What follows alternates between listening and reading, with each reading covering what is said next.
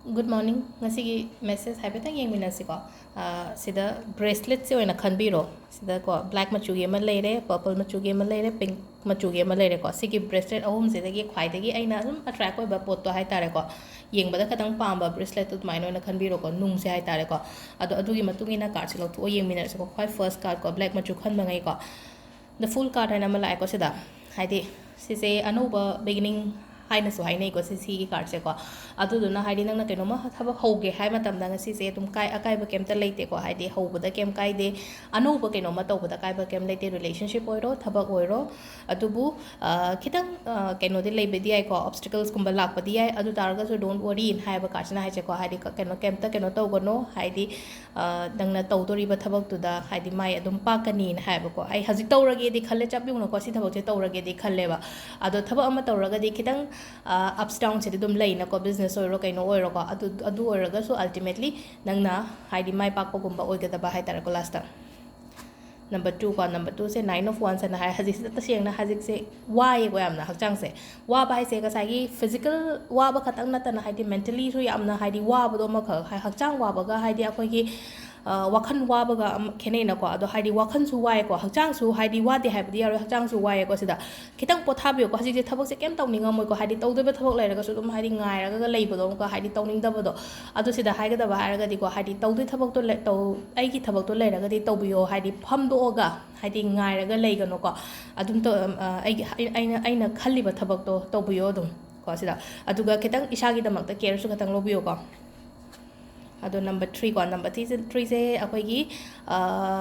lovers card en lai ko lovers card se phai ko nushina ba ke ka hai tare ko sida haidi na bai ni gi marak ta hai tare ko haidi husband wife oiro couples kaino oiro ko haidi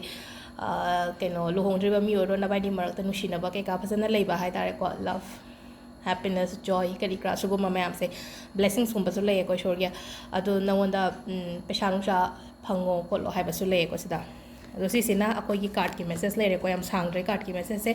ado ngasi se thang jo ko thang je da khoi na ke ke to ba ya ge hai matam si da ko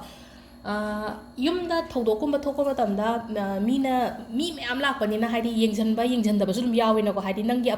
ai na kauri ba mi do hai tar khang na chan da boi tar ga su negative eye chang ba dum yaw ne ba adu na haidi adum ba numit le ga di ko haidi akoi gi yellow flowers kum ba se khambra haidi lei da kat pi ba mangon da kai da kat pi ba natraga haidi yellow flowers se haidi kaino da thamo ghari kaino koi gi kaino hai tare kai drawing room hai tare ko nangi drawing room mina phambam do hai tare ko adai kan do da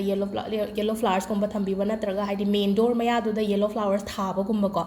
yellow flowers se akoi gi joy happiness represent to we ko moi se ko adu do na haidi adum ba dumaina thabi ba ma le kai ko aduga amana imung sida yamna negative energy lay na khala se koi long do khange na ko long se ani katang laura ko thong gi side side se si thong ne na ko thong gi side side se yam pik na salute tip tor ko sai napsan bi go uda na ba mong da hai tare ko si thong gi side side se da long ani katang adumai na ma napsan be yai ko aduga kaino amana akoi gi kari champra se ko haidi aingonda hakchang nungai taba natraga sum leina ko aingonda kainoma tawsan ba male natraga aingonda kainoma haidi yengjan ba male mi na hairaga diko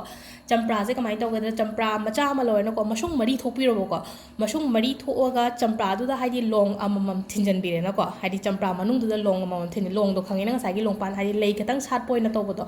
long mari du ma daina toroga haidi masung mari du da haidi thinjan biraga ngasai champra se na pairaga si aigi aigi hakchang ne na ko si se hai toroga mathak tagi soina map keno akogi 9 times kumba hai tar ko 1 2 3 4 5 6 7 9 times toroga si se akogi shorok wang bada kai da get wang bada lang thopi ba hai tar ko hek lang thopaga tum ko hakchang da khangyang yang gani ko simatang ga tawbi ba su yai ko